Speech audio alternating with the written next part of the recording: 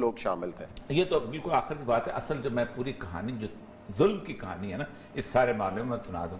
ضیاء الحق پہلے چھوڑ دیتے ہیں, بہت سارا کام اس پہلے بھی ہو گیا تھا. ضیاء الحق نے جب شریعت کورٹ بنائی اور اس کے ساتھ ساتھ اس نے سپریم کورٹ کا اپلیٹ شریعت بینچ بنایا تو اس نے ایک پابندی لگا دی کہ آپ سارے مقدمات سن سکتے ہیں لیکن آپ فائنینشیل میٹرز کے اندر نہیں سن سکتے 10 سال کے لیے. یعنی کوئی بندہ سود کے خلاف, بینکنگ کے خلاف نہ آئے.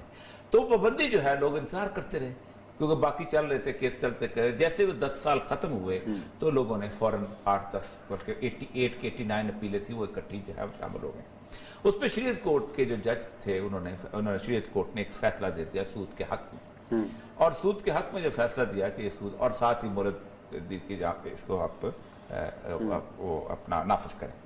نواز شریف کی حکومت تھی اس وقت. نواز شریف فوراً اس کے خلاف سپریم کورٹ میں اپیل میں چلے گئے کہ یہ ایسا نہ کریں. نواز شریف جب اپیل میں گئے تو اس کے بعد ہوا یہ کہ انہوں نے بینچ بننے نہیں دیا. کبھی ایک مولوی ہوتا, کبھی یہ کبھی یہ. اس کے بعد جب 99 میں نواز شریف غائب ہوئے, لیکن اس کے بعد جب چلا گیا تو بیچ میں 1-2 مہینے کی جو مہلت تھی بڑی کمال ہوئی ہے. اس کے اندر جسٹس جو تھے وجی الدین, منیر شیخ اور غازی صاحب کیا نام تھے جو مشیر بھی ہو گئے تھے, ڈاکٹر محمود غازی اور تقی عثمانی صاحب, یہ جو تھے ان کا انہوں نے بینچ بنا دیا کہ انہوں نے فیصلہ کرتے کرتے کرتے کرتے دسمبر آ گیا, انہوں نے پورا 1000 صفحے کا فیصلہ لکھ لیا. اچھا, مشرف کو پتا چلا کہ یہ تو کل فیصلہ نہ ہونے والا ہے. تو انہوں نے ایک دم ایسا کیا کہ اس نے محمود غازی صاحب کو بلایا تو اس نے کہا جی آپ سیکورٹی کونسل بنے تھے اس نے اس کا حلف اٹھائیں. تو غازی صاحب نے کہا کہ ٹھیک ہے, وہ بیچارے سادہ آدمی تھے, انہوں نے حلف اٹھا لیا. اگلے دن جو صبح وہ پہنچے وہاں پر تو انہوں نے کہا آپ جج تو رہ نہیں سکتے, اب تو ختم ہو گئے. انہوں نے کہا میں بیک ڈیٹ میں نہیں ہوتا. پھر انہوں نے دوبارہ قانون کھولا تو اس میں لکھا ہوا تھا آئین میں میکسیمم آف دا 2. تو اللہ نے کرنا تھا فیصلہ, تو تقی عثمانی صاحب نے اس پہ وہ کر دیا دستخط, اور ایک مولوی دو علماء رکھنے تھے, ایک سے بھی ہو گیا, اور وہ 99 میں فیصلہ اناؤنس ہو گیا اور کہہ دیا گیا کہ جون کے اندر یہ آپ 2000 امپلیمنٹ کر دو. اس کے بعد مشرف تیز آدمی, نواز شریف بیوقوف تھا, ڈائریکٹ گیا. مشرف نے UPL سے ایک اپیل کروا دی کہ ہمارا جو ہے وہ ہے تباہ ہو جائے گا, جو ہو جائے. اس میں کاظم رضا واز دی ایڈوکیٹ جو وہاں گیا تھا. اب تقی عثمانی صاحب کو فارغ کر دیا, جو گھر آپ کس نے فارغ کیا, اس میں اینڈورم جو بنایا تھا انہوں نے, کیا ہوتا تھا جو بنایا تھا انہوں نے بل. اس کے بعد وجی الدین احمد فارغ ہو گئے, اکیلے منیر شیخ رہ گئے اس کے اندر.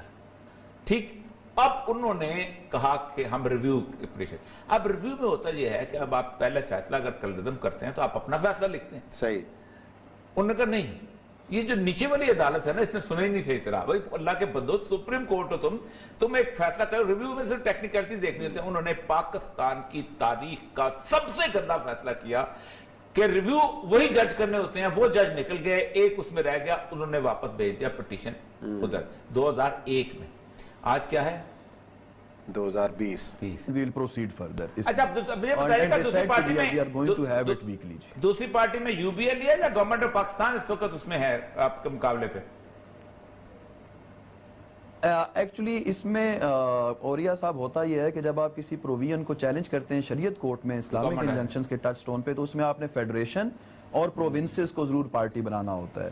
لیکن سرپرائزنگلی ایسا ہے اس وقت جو پوزیشن ہے اس میں فیڈریشن اور پروونسز نے سٹیٹمنٹ دے دی کہ ہم جورسڈکشن شریعت کورٹ کی تسلیم کرتے ہیں. صرف سٹیٹ بینک جو ہیں وہ یہ کہتے ہیں کہ شریعت جو ہے شریعت کورٹ. اچھا یہ بتائیے گا کہ آج سٹیٹ بینک کو جو انہوں نے سوال نامہ پیش کیا اس کا ایک تو جو وہ بتا دیجیے گا سوال نامہ کیا دیا ہے, کیونکہ یہ 14 سوال جو ہے نا یہ میں کافی عرصے سے سنتا آ رہا ہوں. ایک دم نے پروگرام بھی کیا تھا, یہ وہی ان کے دماغ میں گھسے ہوئے ہیں. وہ پبلک کو بتا دیجیے کہ یہ کیا فراڈ ہو رہا ہے اس قسم کے سوالات کا. اور یہ بھی بتا دیجیے گا آج جو بینچ تشکیل دیا جو بہت بڑی کامیابی آپ کو ملی ہے, وہ کون کون لوگ ہیں وہ بینچ میں, وہ بھی بہت بڑی بات ہے کیونکہ پہلے تو بینچ ہی تشکیل نہیں ہو رہا تھا. اصل میں اب جو بینچ تشکیل ہوا اس میں جو سب سے بڑی سکسیس یہ ہے کہ پہلے جو بینچ تشکیل ہوتا تھا وہ 5 ممبر ہوتا تھا.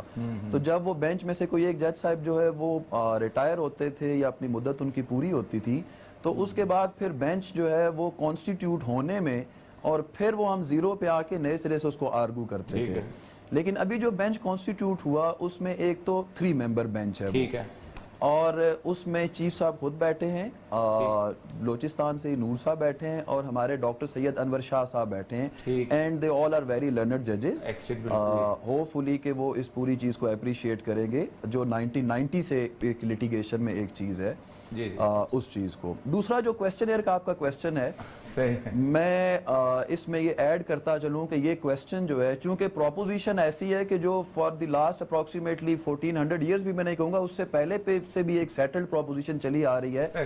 تو کویسچن کے جو سوالات ہیں وہ شاید ان کے الفاظ تو بدل جاتے ہیں، لیکن ان نٹ شیل وہ جو سوال نامہ ہوتا ہے اس میں سوال نامے کے اندر یہ ہوتا ہے کہ جی ہاں تعریف کیا ہے سود کی، ٹرانزیکشنز میں آتا ہے، اور جو جی بالکل وہی والے سوال جو چلے آ رہے ہیں. لیکن میں یہاں پہ جی بالکل ایک میں یہاں پر ایڈ کرتا چلوں کہ اس دفعہ ہم ایک لیگلی بھی اور جو ایک چونکہ جنرل ایک عام کامن مین کی یہ پروپوزیشن ہے ان کا ایک مسئلہ ہے، تو ہم اس دفعہ یہ لے کے چلے ہیں کہ چونکہ ہمارے آئین کے اندر جو لفظ استعمال ہوا 38F کے اندر وہ ہے ربا کا، تو ہم اس دفعہ عدالت کو اس طرح لے کے چلے ہیں کہ آپ سود کو یا لفظ انٹرسٹ کو چھوڑ دیجئے. ٹھیک، let's go for definition of word ربا جو ہمیں ملے گی اسلامک لٹریچر کے اندر اور اسلامک فقہ کے اندر، اور جو ہمارے پاس قرآن اور سنت کا وہ ہے.